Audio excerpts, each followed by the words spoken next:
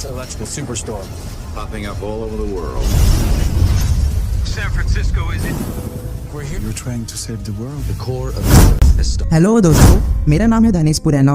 आज मैं आपको बताऊंगा कैसे पृथ्वी को बचाने के लिए वैज्ञानिकों को धरती के अंदर जाना पड़ा।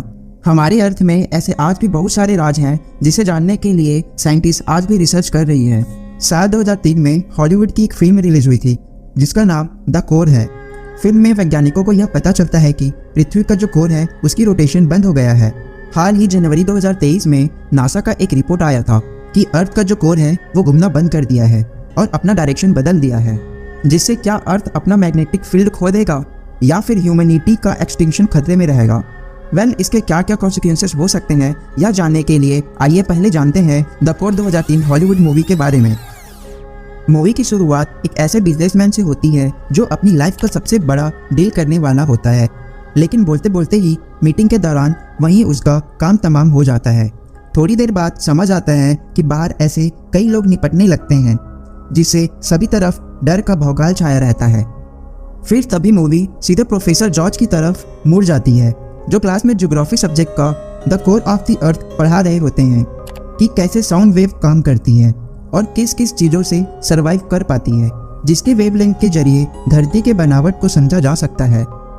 फिर तभी अचानक से मच्छर की तरह बिन बुलाए टकलू के साथ एक आदमी क्लास में घुस आता है जो अपने आप को यूएस गवर्नमेंट ऑफिसर बताता है और साथ ही वे प्रोफेसर जियोलॉजिस्ट के दोस्त को भी साथ में लाए हुए होते हैं, सर्ज जिन्हें न्यूक्लियर बॉम्ब में महारत हासिल होता है।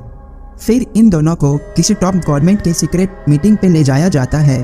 पहले उन्हें एक ऐसी जगह ले जाया जाता है जहां बहुत सारे लाशों को देखने के बाद और आर्मी जनरल से पता चलने पर कि इन सभी की मौत एक समय पर और अचानक से हुई है। आर्मी जनरल मदद चाहते हैं कि कहीं ये कोई नया टाइप का वेपन अटैक तो नहीं है।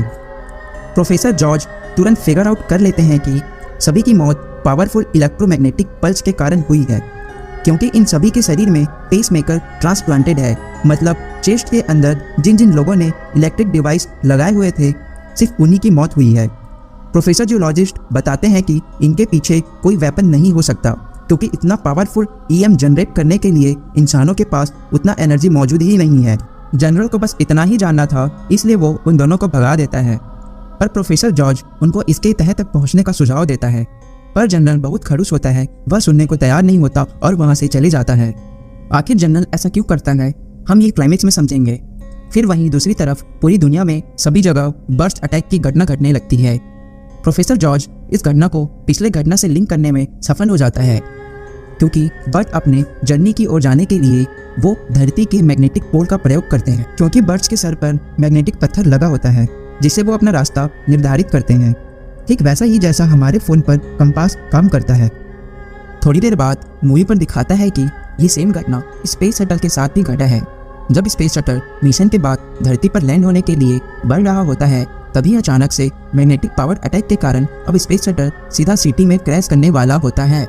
लेकिन स्किल पायलट किसी तरह स्पेस शटल को किसी तरह एक रिवर में लैंडिंग करा के सभी को बवंडर में छपाने से बचा लेती। वहीं दूसरी तरफ जॉर्ज अपना खुराफाती दिमाग लगा रहा होता है।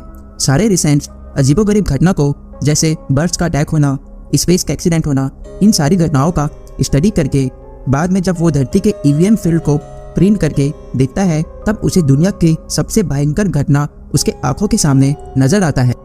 फिर प्रोफेसर तुरंत अपने केबिन से भागते हुए फेमस डॉक्टर जिम्स्की से फाइल शेयर करता है, जिसे समझने के बाद जिम्स्की अपने सीक्रेट जगह से कुछ टॉप सीक्रेट चीज़ें निकालता है। वहीं दूसरी तरफ रात में आसमान में सभी तरफ कलरफुल फ्लेयर्स नजर आते हैं। लोग इसे बात से अनजान है कि ये आने वाला दुनिया का सबसे बड़ा भौकाल है। वहीं दूसरी तरफ सिचुएशन के गंभीरता को देखते हुए समझाने के लिए तुरंत हाई गवर्नमेंट ऑफिशियल मीटिंग बुलाता है, जिसे प्रोफेसर जियोलॉजिस्ट लीड करता है। क्योंकि ये जॉर्ज की फाइंडिंग थी, इसलिए जॉर्ज उन सबको एक खतरनाक न्यूज़ बताता है जो हमारे धरती पर ओजोन लेयर है, जो हमें सूर्य के डेंजरस कॉस्मेटिक रे से बचाता है, वो ओजोन लेयर खत्म हो रहा है। प्रोफेसर जॉर्ज सबको आसान भाषा में बताता है कि ऐसा क्यों हो रहा है। जो धरती के इनर कोर में भारी मात्रा में हॉट डेंस आयरन बॉल, जो 1220 किलोमीटर रेडियस इतना बड़ा भयानक है, और ये 5200 सेल्सियस गर्म और 3.6 मिलियन प्रेशर में है, जिसके outer core liquid constant direction में घूमता रहता है। यही वो आउटर कोर है जिससे पृथ्वी पर इलेक्ट्रोमैग्नेटिक फील्ड जनरेट होती है, जो हमें कॉस्मिक रेडिएशन और सूर्य से आने वाले हाईली चार्ज फ्लेम से बचाता है। प्रोफेसर जॉर्ज बताते हैं कि ये अब घूमना बंद हो गया है, जिसके कारण कुछ महीने में आसमान से प्लेन सैटेलाइट धरती पर गिरने लगेंगे। फिर सारे इलेक्ट्रॉनिक डिवाइसेस एक्सप्लोड होने लगेंगे और फिर देखते ही देखते पृथ्वी कोलैप्स कर जाएगी। फिर अंत में पृथ्वी इस तरह खत्म हो जाएगा। पर ऐसा क्यों हो रहा है, किसी को अभी कुछ खास जानकारी नहीं है। वहीं इसे फिक्स करना इम्पॉसिबल सा है, क्योंकि हमारे पृथ्वी का केंद्र 6371 किलोमीटर गहरा है और इंसान अब तक धरती के अंदर सिर्फ 11 किलोमीटर तक पहुंच सका है। वही वो कोर मंगल ग्रह इतना बड़ा 3000 किलोमीटर पृथ्वी के नीचे दबा हुआ है, जिसका टेम्परेचर 5200 सेल्सियस डिग्री है। ये सुनकर सभी के पैंट में पसीने छूटने लगते हैं। तभी फेमस डॉक्टर जिम्स्की को अपने एक साइंटिस्ट साइको फ्रेंड की याद आती है, जिनके पास इस समस्या का हल हो सकता है। जिम्स्की के फ्रेंड से मिलने के बाद फाइनली एक खुशखबरी मिलती है कि उन्होंने एक ऐसा डिवाइस बनाने में सफल रहा है जो हाई फ्रिक्वेंसी अल्ट्रासोनिक वेव की मदद से किसी भी वस्तु को धूल में बदल सकता है। आप इसे उसी तरह समझ सकते हैं जिस तरह से लिथोथेरेपी अल्ट्रासोनिक वेव के माध्यम से किडनी स्टोन को तोड़ा जाता है। अर्थ का कोर पृथ्वी के इंजन की तरह काम करता है, जो अर्थ को चलने के लिए मदद करता है। उसने एक ऐसे एलिमेंट भी डिस्कवर किया है जो किसी भी तरह के प्रेशर और हीट को झेल सकता है। इस एलिमेंट की खास बात यह है कि इस एलिमेंट पर जितना ज़्यादा हीट और प्रेशर पड़ेगा, ये एलिमेंट उतना ज़्यादा मजबूत बनेगा। इस एलिमेंट से मिशन के लिए सिम बनाना परफेक्ट रहेगा। धरती के भारी प्रेशर और कोर के भयंकर हीट को झेलने के लिए मिशन के लिए कोई अल्टरनेट ऑप्शन नहीं रहता, इसलिए और न ही वक्त रहता है। इसलिए आर्मी जनरल फाइनल करके उसे हर तरह के फाइनेंस और रिसोर्सेज प्रोवाइड करवाता है। देखते देखते ये एक टॉप मिशन में बदल जाता है। एस्ट्रोनॉट्स और कमांडर के साथ एक बड़े हैकर को हायर करते हैं। यूएस गवर्नमेंट नहीं चाहती कि इस मिशन और इकोलिप्स की खबर लोगों को पता चले। हैकर का काम इंटरनेट पर मौजूदा इससे रिलेटेड कोई भी डेटा को डिटेक्ट करके उसे डिलीट करना है। कुछ दिन के कड़ी मेहनत के बाद एक पावरफुल शिप तैयार करने में सफल हो जाते हैं, जिसमें धरती को चीरते हुए कहीं भी जाने की क्षमता रखता है। जो न्यूक्लियर पावर उसके फ्रंट में यूची अल्ट्रासोनिक पावर माउंट किया जाता है, जिसके मदद से शिप धरती को फाड़ते हुए आगे बढ़ेगा।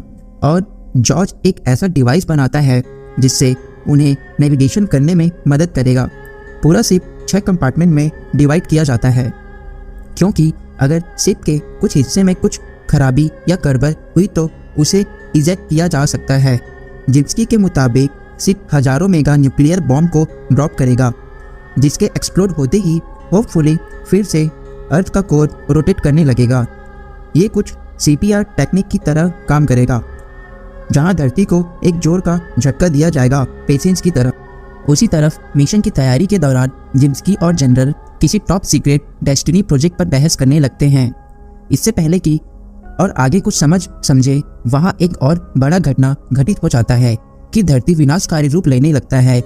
ज़्यादा टाइम नहीं बचा होता है, इसलिए ट्रेनिंग में और समय नहीं लगाते हैं और तुरंत मिशन के लिए निकल पड़ते हैं। ओशन के अंदर जाते ही उनको एक अजीब सा दिखाई पड़ता है। वेल्स उनके आसपास घूमने लगते हैं, क्योंकि सोनार उनके लिए एक म्यूजिक की तरह काम करता है। धरती के अंदर जाने के लिए जिम्स्की और उनके टीम ने मरियाना ट्रेंच से होकर जाने के लिए चुनती है, क्योंकि मरियाना ट्रेंच सबसे गहरा और परख पतली होती है। लेकिन वहाँ के डिसएडवांटेज यह होता है कि यहाँ भूकंप के जब सबसे ज़्यादा झटके महसूस होती है। इसलिए कुछ दूर जाने के बाद उनके शिप एक भूकंप से जनरेटेड बवंडर में फंस जाता है, क्योंकि शिप एक ऐसी एलिमेंट से बना होता है जिससे प्रेशर और हीट की ज़रूरत होती है स्ट्रॉन्ग पावर बनाए रखने के लिए, जो कि शिप को समुंदर के इतने बाहरी प्रेशर से भी नहीं मिलता। इसलिए बवंडर के फोर्स से शिप टूटने लगता है। But experience ship pilot handle करते हुए एंड वक्त में लेजर को फायर करते हुए धरती के चीरकर धरती के अंदर घुस जाता है। क्रस्ट का लेयर पत्थर से बना 5 किलोमीटर लॉन्ग है। वर्जिल शिप उसे चीरते हुए लेजर फायर की मदद से आगे बढ़ता है। कुछ ही घंटों बाद वह धरती के अंदर क्रस्ट को पार करके मेंटल पर पहुंच जाता है। वो 3 kilometre thin semi solid layer होता है। फिर 12 घंटे के आगे जर्नी के बाद उन्हें सोनार में कुछ अजीब सा डार्क स्पॉट नजर आता है। शिप में मौजूद लोग ये रियलाइज करते हैं कि वो ब्लैक स्पॉट खाली खोखला वाला एरिया है। शिप को इस तरह डिजाइन नहीं किया गया है कि खाली एरिया में ग्लाइड या फिर फ्लाई कर पाए। वर्जित शिप विशाल होने और बहुत स्पीड के कारण उन्हें और समय नहीं मिल पाता सोचने के लिए। देखते ही देखते वर्जिल शिप किसी अननोन जियांट क्रिस्टल की दुनिया में क्रैश हो जाता है। सभी बच तो जाते हैं, लेकिन एक जियांट क्रिस्टल उनके लेजर में जाम हो जाता है। अब उनके पास और कोई चारा नहीं है सिवाय इम्पेलर शिप से बाहर निकलकर मुसीबत को दूर करने का। लेकिन इम्पेलर एक भभकता हुआ तेज गर्म हिस्सा है, इसलिए उसे हिस्से को कूल करने के लिए अंदर से थोड़ा नाइट्रोजन का प्रयोग करना पड़ता है। तभी उन्हें समझ आता है कि वे एक ऐसी दुनिया में हैं जो एक भारी प्रेशर से पड़ने से बनी एक जियांट क्रिस्टल की दुनिया है। ये डायमंड इमेंस प्रेशर के कारण बनी वोल्केनो के अंदर भी पाए जाते हैं, लेकिन उन लोगों के पास इस अद्भुत दुनिया को एक्सप्लोर करने का समय नहीं है, क्योंकि जिस छेद से वे आए थे वहां से मॉल्टन लावा घुसने लगता है और क्रिस्टल कोलैप्स करने लगते हैं। वो कैसे तो क्रिस्टल को हटाने में सफल हो जाते हैं, लेकिन उनकी टीम का एक मेंबर को ऊपर से क्रिस्टल उसके सर पर घुस जाता है और खोलते हुए लावा पर गिर पड़ता है। लेकिन उनके पास सूप मनाने का समय नहीं होता है। तुरंत इंजन फायर करके लावा के थ्रू आगे बढ़ते हुए अब निकल पड़ते हैं। अब 2 दिन बीत जाते हैं। अब वो आउटर कोर के करीब पहुंचने वाले होते हैं, इसलिए कुछ मेंबर लास्ट में रखे न्यूक्लियर बॉक्स को रेडी करने आगे बढ़ते हैं। लेकिन तभी सिर्फ वर्जिल का सामना आइलैंड के साइज का रखा डायमंड से होता है। पायलट कैसे तो वर्जिल को बचाते हुए निकल आते हैं और आखिर में एक विशाल डायमंड लास्ट के कंपार्टमेंट में टकरा जाता है, जिसके कारण सिस्टम ऑटोमेटिक लास्ट कंपार्टमेंट को फेंकने के लिए ट्रिगर हो जाता है। इससे पहले कि और नुकसान पहुंचे, दोनों भागते हुए उस कंपार्टमेंट से आते हैं। लेकिन तभी सर्च को रियलाइज होता है कि न्यूक्लियर कंट्रोल यूनिट पीछे छूट गया है, जिसके बिना ये मिशन फेल हो जाएगा। इसलिए जॉर्ज को कंट्रोल यूनिट फेंक कर खुद को धरती के लिए सैक्रिफाइस कर देता है, जिससे उसका कंपार्टमेंट एग्जिट होकर कोर के इमेंस प्रेशर में जाकर तबाह हो जाता है। सर्च प्रोफेसर जॉर्ज जियोलॉजिस्ट का करीब दोस्त था, इसलिए बुरी तरह से टूट जाता है। लेकिन धरती के लिए सब कुछ भुलाकर आगे बढ़ना पड़ता है और कुछ समय बाद वो कोर के आउटर कोर लेयर पर एंटर कर जाते हैं, जो 5800 डिग्री सेल्सियस के टेम्परेचर पर पिघले हुए आयरन और निकल एलिमेंट से खोल रहा है। थोड़ी देर बाद इन लोग एक्सपीरियंस करते हैं कि यहाँ का डेंसिटी उनके अनुमान से कुछ ज़्यादा ही थिन है। इसका मतलब यह है कि जितना एक्सप्लोसिव न्यूक्लियर बॉम्ब उन्होंने अपने साथ लाए हैं, उतने को भी एक्सप्लोसिव करने के बाद भी शायद कुछ नहीं होगा। इतने से तो पावरफुल वेव पैदा ही नहीं होंगे धरती को झटका देने के लिए। जेम्स्की सजेस्ट करता है कि उनका मिशन फेल हो रहा है, उनको वापस चलकर प्लान बी को एग्जीक्यूट करना चाहिए। ये सुनते ही सभी लोग हैरान हो जाते हैं कि आखिर प्लान बी क्या है। और तब उन सीक्रेट डॉक्यूमेंट्स और दोनों के बीच प्रोजेक्ट डेस्टिनी को सीक्रेट जनरल बताते हैं कि दरअसल यूएस मिलिट्री को ऐसा पता चला था कि उनके दुश्मन ने ऐसा वेपन तैयार किया है जो कहीं भी भूकंप पैदा कर सकता है। इसलिए काउंटर अटैक में उन्होंने जेम्स्की की मदद से दुश्मन से भी ज़्यादा पावरफुल वेपन तैयार किया है, जो कि हाई पावरफुल ईएम एनर्जी धरती के फॉल्ट लाइन में फायर करता है। अब हमें समझ आता है कि जनरल उस टाइम इस बात की फिक्र क्यों था कि कहीं ये हमारे दुश्मन का अटैक तो नहीं है। जॉर्ज भी अब समझ जाता है कि धरती का कोर अचानक से ही क्यों रुक गया है। जब से पृथ्वी का निर्माण हुआ है तब से ये नेचुरली चलते आ रहा है, फिर ऐसा क्या हुआ कि अचानक से रुक गया। अब प्रोफेसर जॉर्ज जियोलॉजिस्ट सब कुछ कनेक्ट कर लेता है कि धरती का कोर प्रोजेक्ट डेस्टिनी फायर करने की वजह से रुक जाता है। यूएस मिलिट्री खुद धरती के तबाही का जिम्मेदार है। जिम्स्की सजेस्ट करता है कि वो प्रोजेक्ट डेस्टिनी को एक बार फिर से फायर कर सकता है कोर को फिर से रीस्टार्ट करने के लिए। लेकिन जॉर्ज इस बात से सहमत नहीं होता है, क्योंकि इससे धरती डिस्ट्रॉय हो सकती है और जगह जगह ज्वालामुखी फूटने लगेंगे। वहीं उनके पास समय नहीं होता है वापस लौटने के लिए। उनको प्लान एग्जीक्यूट करना पड़ेगा इससे पहले कि जनरल एग्री करे प्रोजेक्ट डेस्टिनी फायर के लिए। अब ओजोन लेयर में छेद होने लगता है, जिससे सूरज की डेंजरस गर्म रोशनी के वजह से पानी भी खोलने लगता है। विशाल ब्रिज भी पिघलकर टूटकर गिर जाता है। यह खबर सुनकर जनरल और रिस्क नहीं ले सकता है।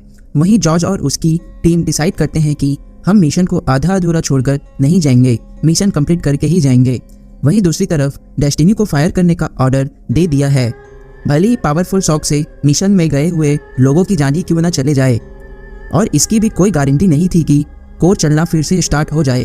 प्रोफेसर जॉर्ज को इस बात से डर था कि कहीं डेस्टिनी फायर होने से धरती नष्ट ना हो जाए, और अब इन सब के पास सिर्फ लिमिटेड टाइम ही बचा हुआ है।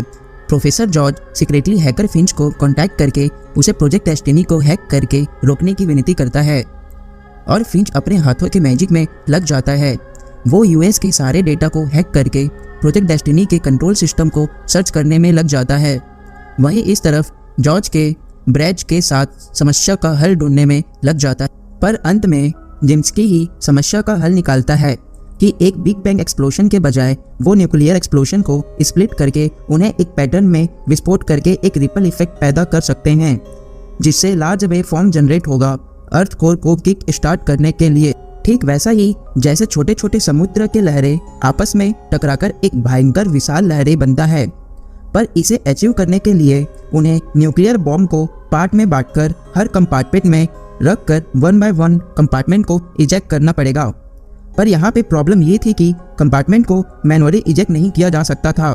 सिस्टम सिर्फ कोई इमरजेंसी सिचुएशन होने पर ऑटोमेटिक इजेक्ट करता है। सिस्टम को मैनुअली अब ओवरराइड करना होगा, जो कि भभकते इंपेलर सेक्शन में मौजूद है, जो कि 9000 डिग्री सेल्सियस से भभक रहा है, और उनके सूट सिर्फ 4500 डिग्री सेल्सियस ही तापमान हैंडल कर सकता है। वहीं लास्ट टाइम नाइट्रोजन का यूज़ करने के बाद अब उनके पास इनफ नाइट्रोजन नहीं है कि वो इंपेलर को कूल कर सकते हैं। कोई और दूसरा रास्ता नहीं होने पर ब्रेज, जिसने सिर्फ वाइजर बनाई, वो हिम्मत दिखाते हुए ब्रेज मिशन के लिए अपनी जान देने को तैयार हो जाता है। सबको गुड बाय करने के बाद ब्रेज तपते इंपेलर में अपने वेपन के साथ इंपेलर में एंटर करता है। गर्मी इतनी ज़्यादा होती है कि अंदर एंटर करते ही उसके वेपन पिघलने लगते हैं और उनके जूते भी पिघलने लगते हैं। वहीं दूसरी तरफ डेस्टिनी फायर होने वाला होता है और फिंच अपने पूरी जान लगा देता है डेस्टिनी को हैक करने के लिए। जैसे ही डेस्टिनी फायर होने ही वाला होता है, फिंच डेस्टिनी को हैक करने में सफल हो जाता है। उनके पूरे पावर सप्लाई को कहीं और ट्रांसफ़र कर देता है, और यहाँ वाइजर शिप में ब्रॉज कैसे कैसे करके और सर्वाइव कर लेता है और सिस्टम को ओवरराइड करने में सफल हो जाता है, और अंत में 9000 डिग्री सेल्सियस तापमान की गर्मी से झुलस जाता है। वहीं उनके पास दुखी मनाने का टाइम नहीं होता, इसलिए न्यूक्लियर बॉम्ब को हर कंपार्टमेंट में रख कर इजेक्ट करने लगते हैं। वहीं जॉर्ज को रियलाइज होता है कि उनके पास अब भी इनफ एक्सप्लोसिव नहीं है रिपल इफेक्ट पैदा करने के लिए। इससे पहले कि जॉर्ज और जिम्स्की कुछ और सोच पाते, एक मैसिव झटके के कारण जिम्स्की न्यूक्लियर बॉम्ब हेड में दब जाता है और उनका बैक पायलट के साथ कनेक्शन टूट जाता है, और उनके पास इतना समय भी नहीं होता है कि उनके इजेक्ट करने से रोकने के लिए पायलट से संपर्क करे। अब कंपार्टमेंट कभी भी इजेक्ट हो सकता है, इसलिए जिम्स्की धरती को बचाने के लिए वो जॉर्ज को खुद को बचाने के लिए कहता है और उससे छोड़कर जाने को कहते हैं, और जॉर्ज के पास और कोई चारा नहीं है, इसलिए जॉर्ज को उसकी बात माननी पड़ती है।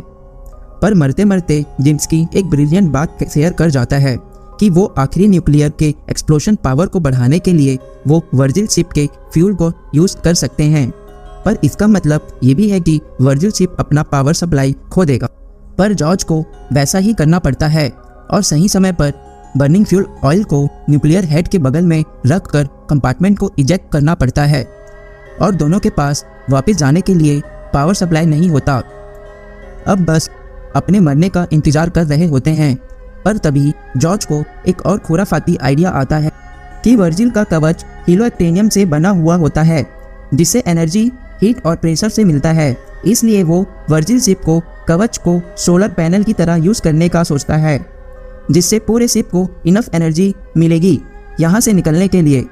जैसे ही सारे न्यूक्लियर एक एक करके पैटर्न में एक्सप्लोड होते हैं, उसके मैसिव एक्सप्लोसिव से शिप को सुपर बूस्ट पावर मिलता है। वहीं पावरफुल एक्सप्लोसिव होने के कारण धरती का कोर फिर से रोटेट होने लगता है, जिससे ओजोन लेयर वापस पहले जैसा और धरती का ठीक होने का झटका सबको महसूस होने लगता है। वहीं उनकी शिप की स्पीड इतनी तेज हो जाती है कि वो कुछ ही मिनटों में धरती को फाड़ते हुए वहां से निकलने वाले होते हैं। पर तभी क्योंकि उनके शिप को पावर सप्लाई धरती के हीट से और प्रेशर से मिल रहा था, इसलिए समुद्र में आते ही शिप वर्जिल का पावर चला जाता है और जॉर्ज बैग के साथ गहरी अंधेरे समुद्र में कहीं फंस जाता है और कनेक्शन कंट्रोल रूम से भी टूट जाता है। लेकिन जॉर्ज की किस्मत अच्छी होती है कि कुछ घंटे बाद ही वेल शिप वर्जिल के आसपास घूमते रहते हैं और सिंगिंग करने लगते हैं। यह विचित्र घटना इसलिए होता है क्योंकि जॉर्ज सोनर पावर का यूज करता है। ये विचित्र घटना रेस्क्यू टीम की नज़र में आ जाती है, जिससे दोनों बच जाते हैं। और मूवी के लास्ट में ये दिखाता है कि वहीं टॉप सीक्रेट बुक जिसमें प्रोजेक्ट डेस्टिनी की वजह से अर्थ का कोर घूमना बंद कर दिया था। फिंच किसी अननोन कैफे में बैठकर पूरी दुनिया में डेस्टिनी का खुलासा कर देता है और यूएस गवर्नमेंट को प्रोजेक्ट डेस्टिनी को बंद करना पड़ता है। फिंच उन सारे मिशन में गए हुए हीरोज के बारे में पूरी दुनिया के लोगों को बताता है कि उनके धरती के लिए बलिदान सबको पता चले और इस तरह धरती को बचाया गया। तो दोस्तों अब हो जाता है मूवी का दी एंड। तो दोस्तों अब रही बात हमारे अभी रिसेंट न्यूज़ की, जिसमें बताया गया है कि धरती का कोर बंद हो गया है। तो दोस्तों अगर ऐसा होगा तो इतने आसानी से लोगों तक ये बात पहुंचा नहीं जा सकता। अगर ऐसा हुआ भी है तो क्या प्रोजेक्ट डेस्टिनी की तरह ही ह्यूमंस द्वारा हमारे पृथ्वी के साथ छेड़छाड़ किया गया है, जिससे कोर रोटेशन बंद हो गया है? दोस्तों अभी सिर्फ ये न्यूज़ में ही है और बताया जा रहा है कि इसका ज़्यादा इफेक्ट देखने को नहीं मिलेगा। अब आगे क्या क्या होगा हम सबको तो पता चल ही जाएगा। तो दोस्तों आपको अगर मेरा एक्सप्लेनेशन अच्छा लगा हो तो प्लीज़ एक लाइक ज़रूर करना। मिलते हैं इसी तरह किसी अजीब